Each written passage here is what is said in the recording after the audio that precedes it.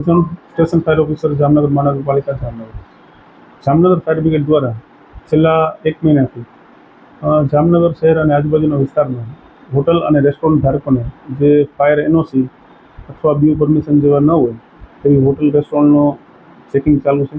એ checking દરમિયાન hotel રેસ્ટોરન્ટમાં જે આ એનઓસી અથવા બીયુની ક્ષતિઓ જણાય છે તો એવી હોટલોને કડકથી કડક પગલાં ભરી અને સીલ પણ કરવામાં આવી રહ્યા છે. તેવી હોટલ છેલ્લા મહિનામાં 30થી ઉપર જેવી હોટલ રેસ્ટોરન્ટને સીલ કરવામાં આવેલ છે.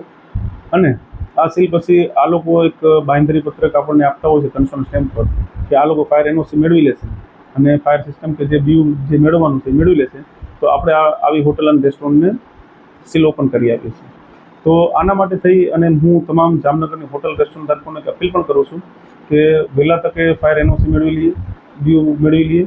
તો આના કારણે અમારે પણ આના માટે જે પણ ફાયરને લગત જે પણ હેલ્પ જોતી હશે, જે પણ આ લોકોને જાણકારી જોતી હશે તો ફાયર ડિપાર્ટમેન્ટ દ્વારા તે લોકોને એવી જાણકારી પૂર્ણ કરવામાં આવશે.